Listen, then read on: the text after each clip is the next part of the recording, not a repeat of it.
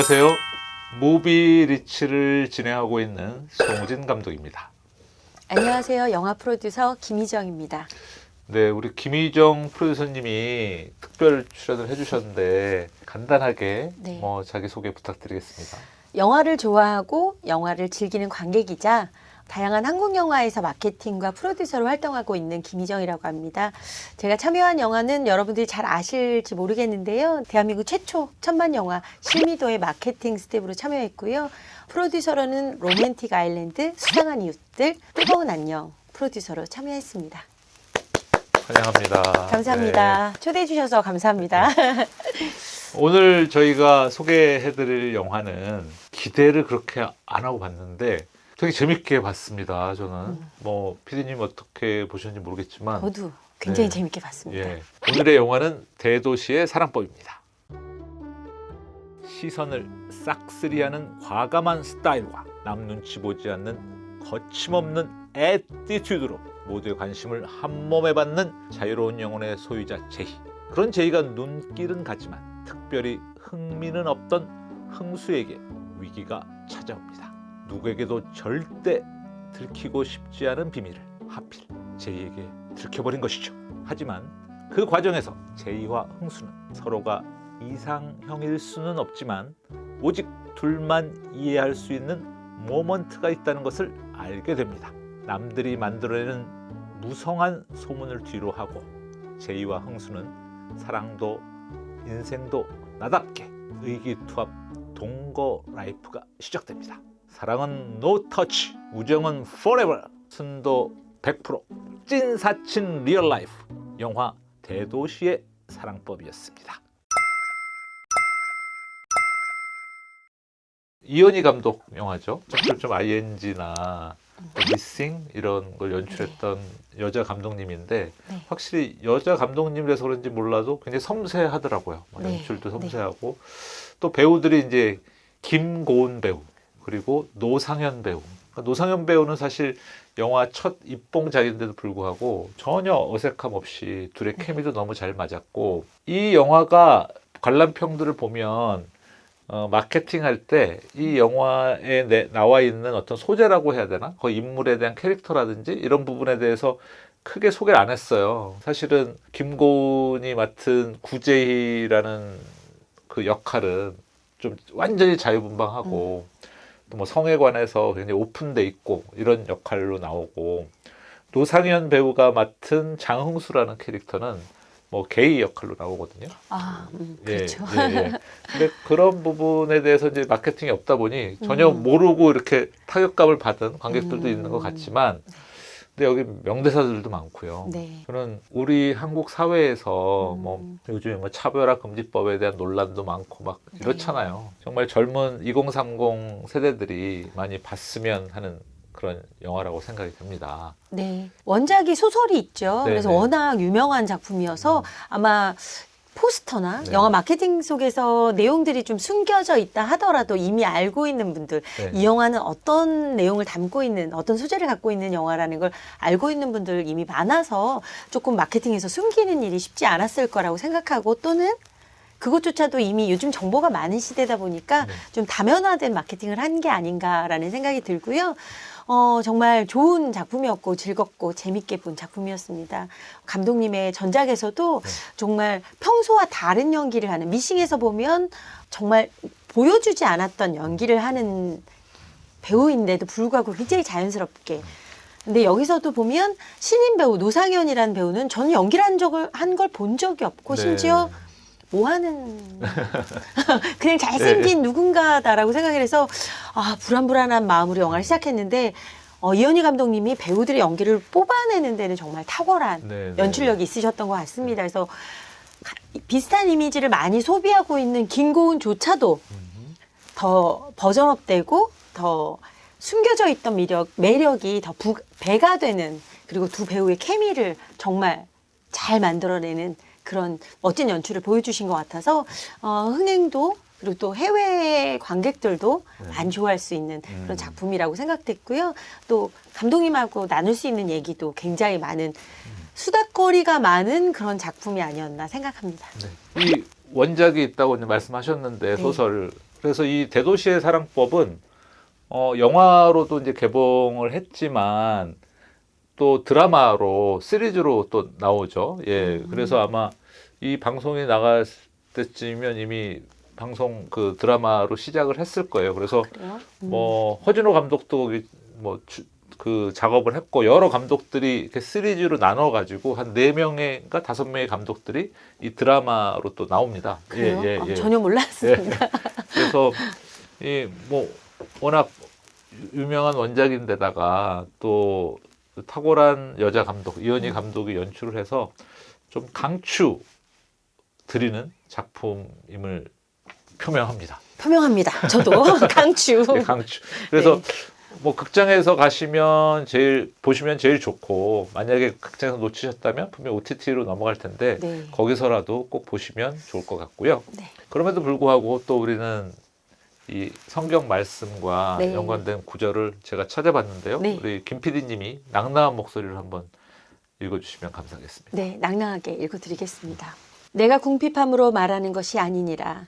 어떠한 형편에든지 나는 자족하기를 배웠노니. 빌립보서 4장 11절 말씀. 아멘. 아멘. 이 영화를 보면 네, 명대사들이 굉장히 많이 나와요. 그렇죠. 예. 기억에 쏙쏙 예. 귀에 잘 들리는 대사들이 많았습니다. 그러니까 초반에 나오고 또 후반에 한 번 더 나오는 그쵸. 저는 이 영화의 주제가 아닌가? 뭐 이런 생각이 드는 그 대사가 있죠. 아, 동의합니다. 내가 너인 게 어떻게 너의 약점이 될 수 있어? 이 대사. 초반에 그 대사가 나오는데 띵 하고 맞은 듯한 느낌이 맞아요. 딱 들었어요. 네, 예. 네. 사실은 이제 어떤 정체성을 갖고 있는 남자 주인공인 장흥수가 어떤 장면을 들키게 됐죠. 네가 뭐 약점 잡았냐? 딱 그랬더니 구제의 역의 김고은이 하는 대사가 바로 이 대사거든요. 내가 너인 게 어떻게 너의 약점이 될 수 있어? 그래서 둘은 절친이 됩니다. 그래서 뭐 전혀 성 정체성이 다른 두 남녀가 동거도 하게 되고 서로의 어떤 그 사랑이 아니라 우정으로서 이들이 그 삶을 어떤 대면하고 또 정면을 부딪히는 저항하고 그런 내용의 영화인데 사실은 상대방이 나보다 나를 더 잘하는 것 같은 그런 느낌이 들죠. 그래서 우리가 남을 사랑하기 위해서는 자기 자신도 사랑하는 너무 뭐 자기애가 강한 사람도 문제가 있지만 자기에 대한 신뢰가 없다거나 나는 뭐 형편없는 사람이야. 나는 뭐 원래 그렇지 뭐 막 이런 자기 비하적인 생각을 하시는 분도 있잖아요. 우리가 주변에 보면. 근데 이 영화에서는 자기를 사랑하는 법에 대해서 내가 나답게 사는 것 그게 가장 좋은 모습? 뭐 이상적인 모습이라는 걸 이야기하는 거죠. 근데 그러기 위해서는 하나님께서 우리를 그렇게 창조하셨잖아요. 그렇기 때문에 나는 나다운 게 하나님다운 거구나. 왜냐하면 하나님이 우리를 자기의 형상으로 만드셨다고 했잖아요. 거기에 대한 자족함을 내가 어떤 형편이든지 부요함에 있든지 또는 궁핍함에 있든지 어떤 형편이든지 자족하는 마음을 갖는다면 우리가 자기 자신을 사랑하는 방법을 터득할 수 있을 것 같고 또 상대방에 대해서 왜 쟤는 저렇지? 막 이런 생각을 가질 수 있는데 그 상대방도 하나님이 창조하신 피조물이고 또 하나님의 형상을 닮은 피조물이기 때문에 그분도 그다운 거죠. 그러니까 남을 사랑하는 타자적인 사랑 이런 것도 이 말씀에 연관되지 않을까 네. 그런 생각을 해봤습니다. 네. 저희가 아까 영화 얘기도 했지만 나다움이란 게 무엇인지 잘 모르고 잊어버리고 살았다. 사실 저희 교회도 매일 가면서 그걸 자꾸 잊게 되는데요. 이 영화를 통해서 다시 한번 말씀을 떠올리고 생각을 해봅니다. 제가 이 영화에서 김고은이라는 배우가 참 좋았다. 네. 연기를 잘했다. 귀엽다. 사랑스럽다. 이런 얘기도 많이 했는데 지금 문득 그런 생각이 드는 거예요. 제 주변에 정말 고통받거나 자기에 대한 신뢰가 없어서 괴로워하거나 매일 일이 안 풀리니까 난 안 돼. 나는 못하는 사람인 것 같아. 난 이거 해도 안 될 거야. 나는 그냥 포기할래. 난 너무 창피해. 라고 말하는 사람 많고 사실 저도 저 왜 이렇게 부끄러울까요? 뭐 이런 생각을 많이 하면 그런 얘기를 하는 친구가 옆에 있으면 제가 이렇게 말을 해왔던 것 같아요.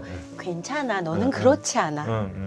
그럼 내가 뭐 어떤 데라고 말하면 사실 생각이 깊지 않은 거죠. 그 사람을 위로해줘야겠다는 생각만 하다 보니까 넌 그렇지 않아 라고 말하지만 딱히 내가 그 사람이 그렇지 않다고 생각해서 그런 게 아니라 맞아, 넌 좀 그게 좀 문제인 것 같고 넌 좀 성격도 좀 고쳐야 되고 넌 예.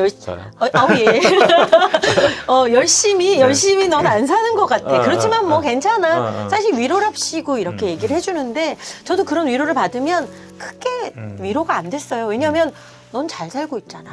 넌 나보다 잘하고 있잖아. 넌 외롭지 않잖아. 너는 뭐 친구가 많잖아. 너는 이런 외모를 가졌잖아. 너는 집이 부자잖아. 뭐 이런 식으로 사실 그 사람이 나를 위로해 주지만 나는 그걸 진정으로 받아들이지 못했는데요. 김고은이 이렇게 말합니다. 네가 너인 게 왜 약점이 돼. 사실 이렇게 말해줄 수 있는 그 마음. 사실 영화에선 그려지지 않지만 그리스도의 삶을 살아가고 있는 게 김고은이 아닐까라는 생각이 문득 들었습니다. 그런 말을 해줄 수 있을 만큼 성숙한 것. 근데 사실 20살 그녀는 영화 속에서 그렇게 성숙하지는 못해요. 그렇죠. 술 먹죠?